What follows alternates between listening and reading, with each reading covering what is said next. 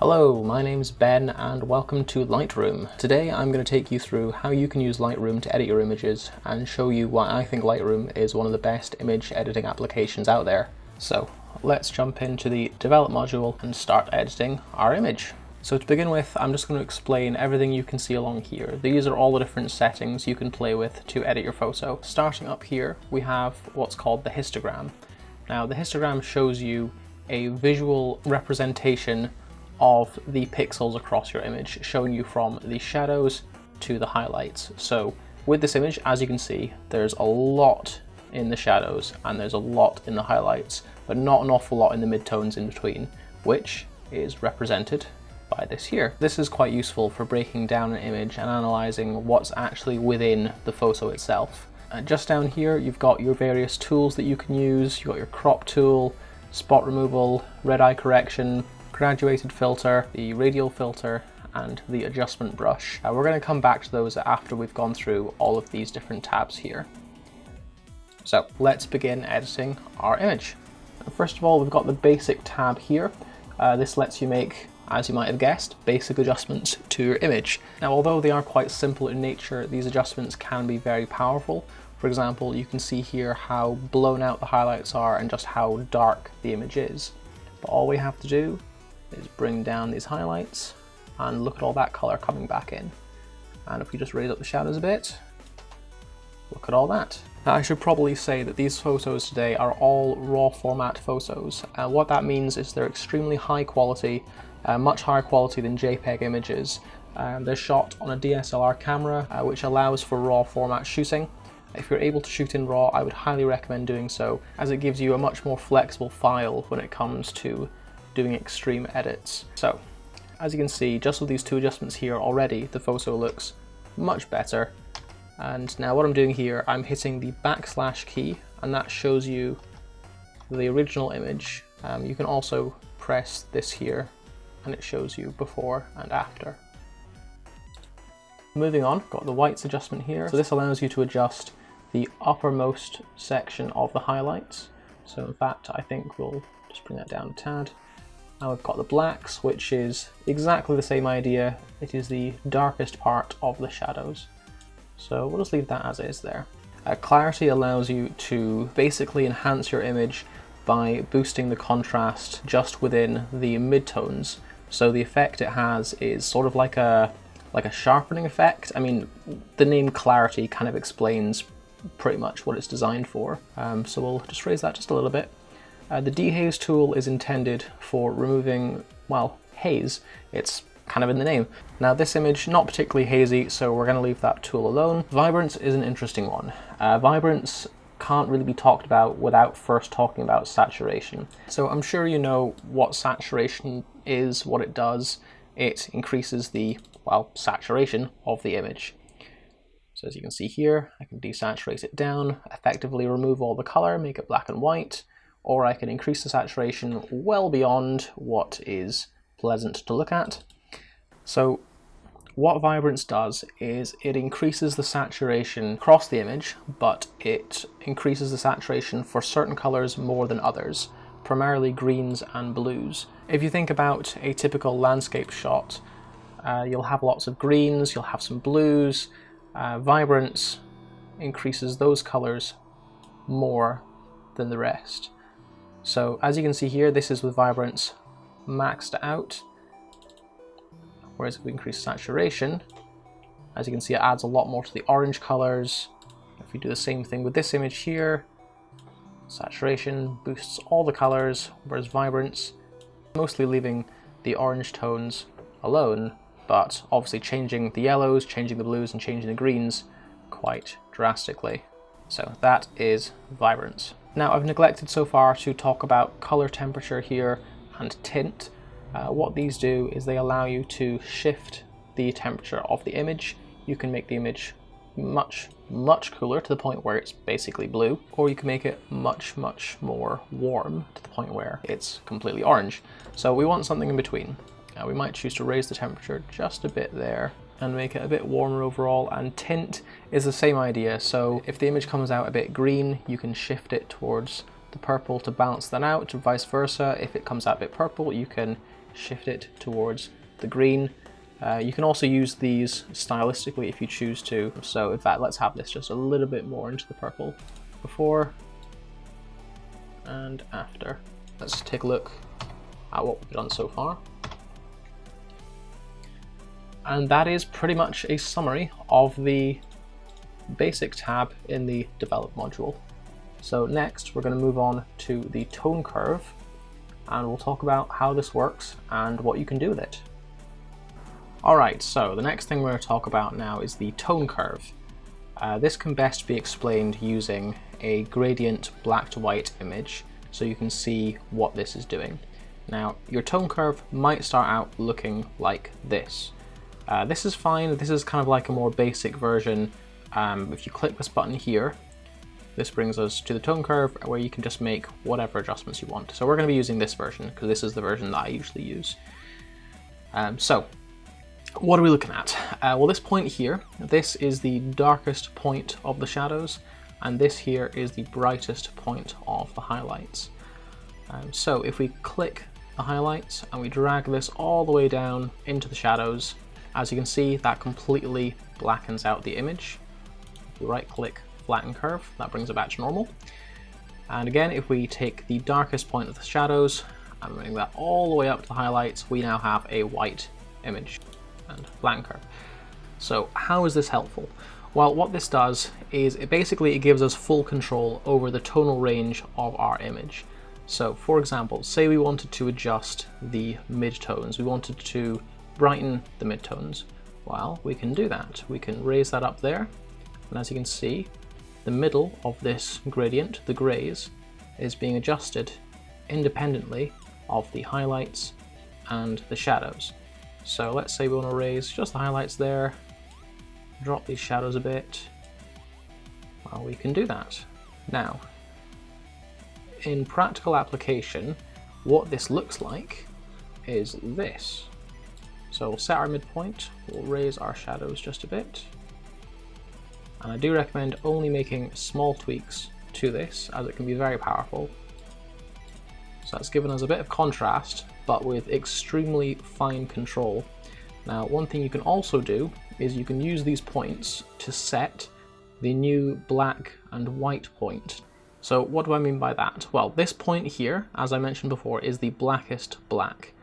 Now, if we take that point and we raise this, that is telling Lightroom to make this point here, this gray, into the new blackest black. So no image, or no pixel of the image will be darker than this point. And essentially, this means you can give your image a really nice faded film effect. So if you watch my edit breakdowns, you'll see me talking about fading the blacks a lot. This is what I'm doing, just raising that up there. And you can get quite creative with the specifics as to how you choose to do this. So just play around with it, see what works best for you, see what you like, and yeah. And the same is true for the highlights as well. So you can drag this point here, you can lower the highlights down, so you can make the whitest white a little bit darker, make it into a grey. It just helps with that faded film effect. So play around with this and see what you like. And incidentally, this here, this shape on the tone curve is what's known as an S curve because it resembles an S. So you've got your highlights slightly raised, your shadows darkened, and there you go, S curve. What you can also do is you can select individual color channels, red, green, and blue, and you can make specific adjustments within just those channels. So, as you'll probably know, every single pixel across the image is made up of red, green, and blue. So, if we were to adjust the reds, then what this is doing is, if you remember, this is the midtones of the image. This is adding more red into the midtones, and vice versa. If we reduce this, this is lowering the red in the midtones. Well, let's say we just wanted to add a bit of red to the highlights. Well, I put a point there just to lock that in place. If we raise that up, as you can see, that is just affecting the highlights. And again, maybe we just want to add a bit more red to the shadows. Well, with some small tweaks, There you go. Or maybe we want to reduce the red in the shadows, make it into a kind of a bluey cyan color. Well, now we can. Now again, we're going to just flatten that curve, remove those changes. So you can see how powerful this is. Just some small tweaks, and it drastically shifts the tones of your image. So you can do a lot of work in here. But I think that's a basic overview as to how it works. So I really recommend experimenting with this and just seeing what you like. So let's move on to the next thing, which is the HSL, or the color panel. So what on earth is this? This is the hue, saturation, luminance, and the color panel. That lets you adjust the hue, the saturation, and the luminance, which is like the brightness, of every color channel within the image. So in this image's case, we've got an awful lot of orange here. So I'll adjust this one here to show you how it works. So if we take the orange, we can push the orange colors within the photo towards a more red or more of a yellow color. So in this case, I think I like that going a bit more towards the red. Put that there. This image is primarily made up though from the shadows and the highlights. So there's not an awful lot of the other colors within. So I'm going to jump across to this one here, and you can see there's an awful lot of green. So again, if we take the green, we can shift that to yellow, or we can shift it into a more aqua color. And you can see just with that one slider has a really big effect. And again, we can do that with orange. We can put that towards the red here. I'll double click to reset that. Again, in this image, we've got a lot of blue, so we'll shift the blue to a more teal color or a more purple color. So you can see how that works there with the hues. And next we've got saturation, which again lets you adjust the individual saturation of each channel. So picking orange, we can desaturate that orange channel, or we can oversaturate it and make it gross. So let's not do that. Another example here, again with the greens, we can add more saturation, we can reduce the saturation, and as you can see, it only affects that green channel. So we've still got our oranges here, and again here we could, in fact, let's take the yellow for this bit of the road, and we'll reduce that, and that's now really desaturated, but it hasn't affected any other part of the image. And again, luminance works the same way. So if we want to take the blues, and we will brighten those blues or darken them, and as you can see, it only changes that. You can also click on all, and you can display all at once hue, saturation, luminance. It doesn't make a difference in how you do it, it's just a personal preference thing. Oh, and another quick tip.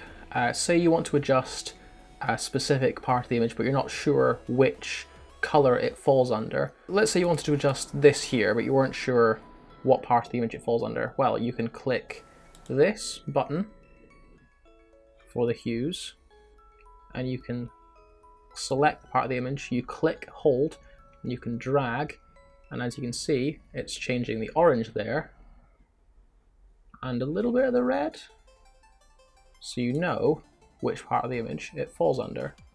Really helpful.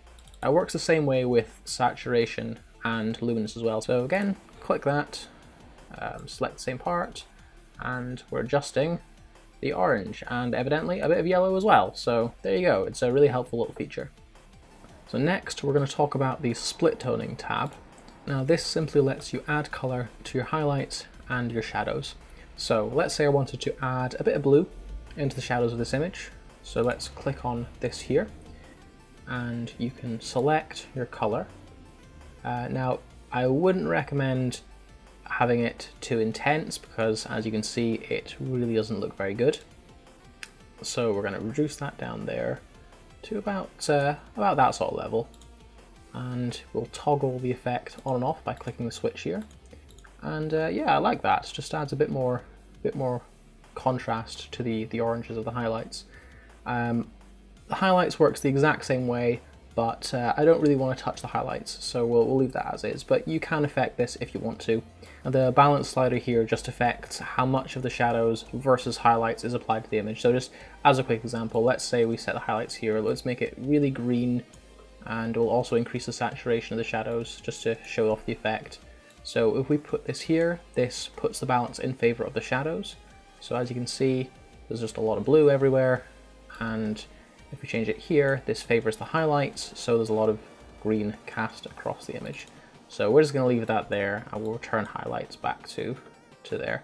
Oh, and we'll also bring the shadows back down. So next we have the Details tab. For this, we're going to just jump into this image over here. So this shows you sharpening and noise reduction. Honestly, these are pretty self-explanatory. Sharpening does exactly what it says on the tin. It helps to sharpen your image. So if it's a bit blurry or out of focus, you can use this to help to correct that. The sharpening settings you'll want to use will really depend on your specific image, so I'd really recommend just playing around with this and seeing what works best for the specific image that you're editing. Sometimes you need a lot of sharpening, sometimes you won't need any at all. It's just going to be down to the specific image that you're editing, as I say. Noise reduction is extremely helpful for cleaning up, well, visual noise. So if you're shooting in dark settings and you've had to use really high ISO, then this can be really helpful. But again, it's going to just depend on the specific image. So if you have a really noisy photo, take a look at this, play around with the settings, and see what works best for you. So now we're going to jump into lens corrections. Now what this will do is it allows you to correct distortions and visual aberrations created by the lens itself. So for example, if we look at this image here, if we zoom in, you'll see that across the fringes of the highlights here, there's this kind of weird purple cast. This is caused by imperfections of the lens. So we can use these settings to help to get rid of that. So as you can see, we've got a purple fringing here. So we're gonna increase this, and there we go, it's gone. We can also use this slider here to adjust distortion created by the lens itself. So if we click that though, that'll make sure we don't crop the outsides of our images. Now there's a number of ways that we can use this this tab here. You can also use it to correct any lens vignetting. You can change the midpoint of the vignette. We're just going to leave that as is though. You can also go over here to the Profile tab, and you can enable profile corrections, and you can actually select the specific lens that you've used. So let's say it was a Canon, let's say 50mm, and you'll see that Lightroom will automatically correct the known issues of that specific lens. So again, if we toggle this on and off, you can see, if you look at the edges, that it's correcting the distortion of that specific lens as well as the vignetting. But art is ultimately subjective, so you can use these settings to correct your image. You can use it for stylistic effect, but now you know how to use this if you want to. Okay, so real quick, the Transform tab lets you, well, transform your image in various ways. You can alter the aspect ratio, you can squeeze it, you can stretch it if you want to. We're not going to do that. You can also alter the perspective of your image if you need to. You can select Constrain Crop here so that you don't get those white edges that you just saw. Next we have the Effects tab here. This can be used to give your images a vignette, which is basically like a darkening of the edges of the image. You can adjust all sorts of settings within the vignette. So in fact, let's make it really extreme and terrible. Let's say we want to make it really hard. There we go. So you can do all sorts of things with this. But again, like with most effects, you generally want to keep it quite subtle unless you really know what you're doing and going for a specific type of effect. You can also add grain to the image. So I'm going to zoom in here so you can see what this is doing. So if we want to increase that, increase the size, the roughness, it gives it this sort of stylistic film grain effect, which some people really like. I quite like it myself. I don't really use it very much, but it's just another quality you can add to the image if you want to. But we're going to just put that back to 0 for now. Lastly, we have camera calibration here. So what this does is a little bit technical, so I'm going to try to explain this as best I can. Every pixel across the image, every single one, is made up of different amounts of red, green, and blue. And you get different colors by adjusting the amounts of red, green, or blue within a pixel. So for example, if you have a pixel that is 100% red with 0% green, 0% blue, that will be a red pixel. But if you have a pixel which is 100% red and 100% blue and 0% green, you will have a purple pixel, because if you mix equal amounts of red and blue, you get purple. That's how colors are created digitally within an image. So what this does is it lets you change what is considered red, green, or blue. Let's say we want to change the blue. We want the program to consider blue to be more of a teal color. So we increase this all the way up just to demonstrate. And like I said, this has affected the entire image. So what this is intended for is to help you match colors between different camera manufacturers. So what I mean by that is if you have a Canon camera and a Sony camera, for example, the colors that each camera produces are going to be quite different. This is because of how each manufacturer classes red, green, and blue. So let's say that Sony classes red as a more orange color than the Canon does. What you could do is you could take an image from the Canon and you could adjust the red primary here, and that would shift the red to more of an orange across the whole of the image. And that would help you to match the look across multiple cameras. So if you're shooting an event, for example, with different cameras, then you could use this to get all the images looking consistent. What we'll do is we'll jump across to this image here. Let's say we want to change the blue. We want to consider blue to be more of a teal color. So we increase this all the way up just to demonstrate. And like I said, this has affected the entire image.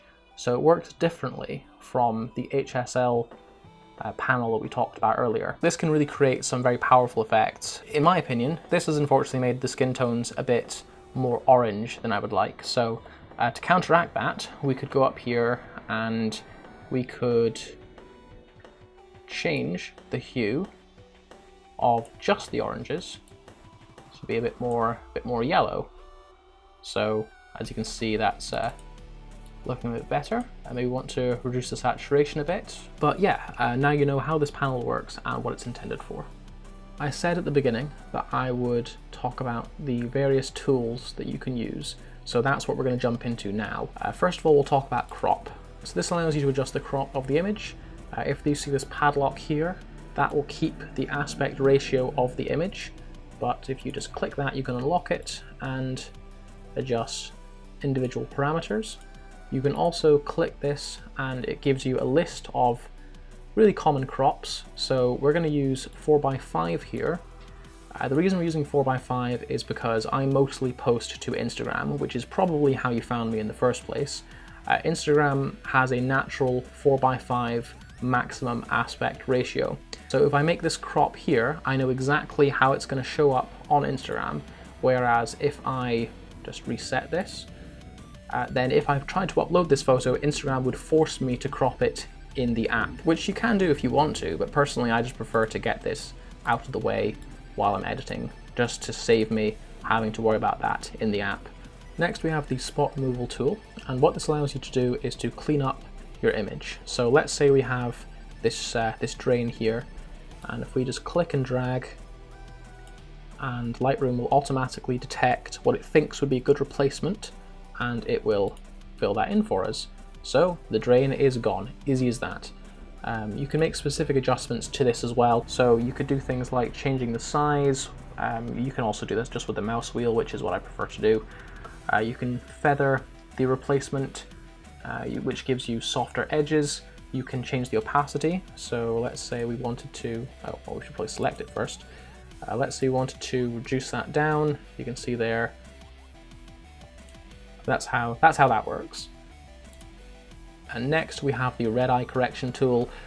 This is pretty straightforward. Just click on somebody's eyes if they are getting red eye from a camera flash, for example, and it will correct that. I don't actually have any images with red eye, so I actually can't demonstrate that for you, but it's really straightforward. Next we've got the graduated filter here, and what this lets you do is to affect specific parts of our image.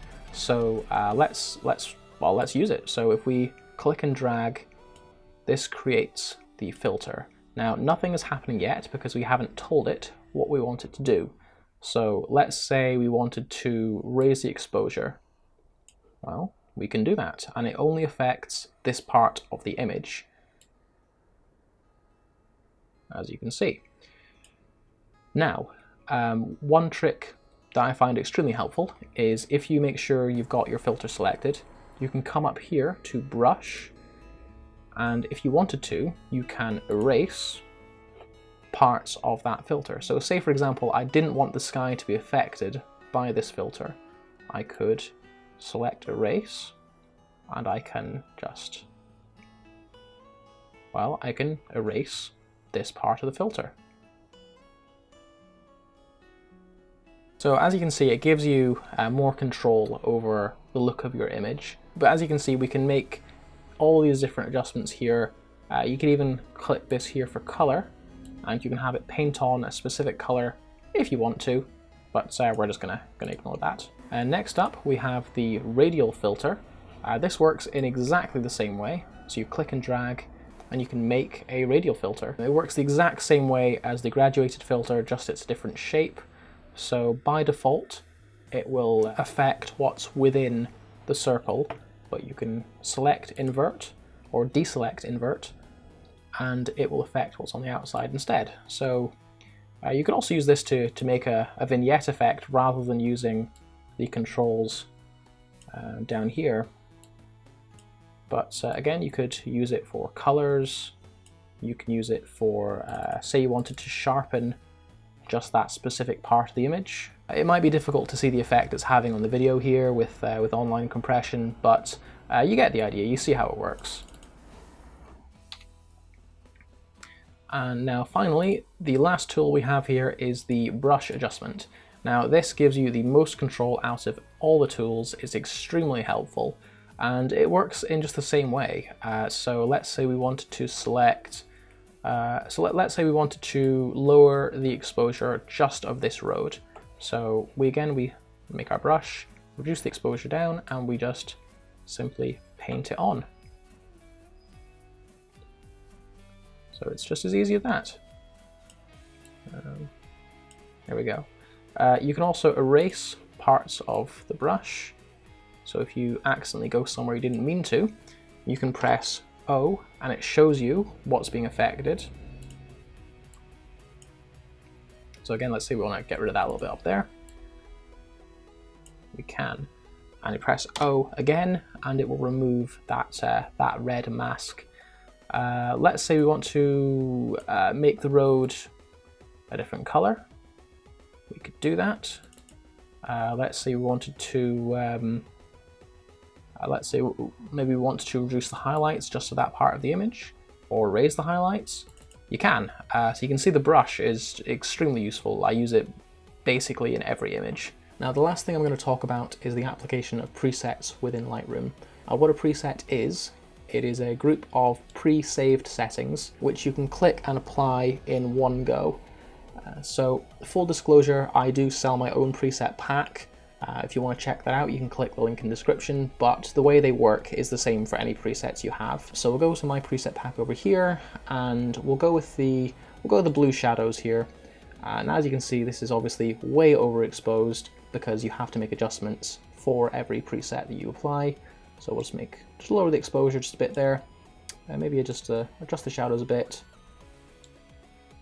There we go. And just like that, you've got a pretty nice looking image, in my opinion. You can always make further adjustments to the image if you want to, with the settings that we've talked about already. But that's pretty much how it works. So if you do want to check that out, I'll have a link in the description where you can get a look at my preset pack if you want to do that. But I think that's going to wrap up the tutorial today. So if you have any questions, feel free to let me know. But otherwise, thank you for watching and have a nice day.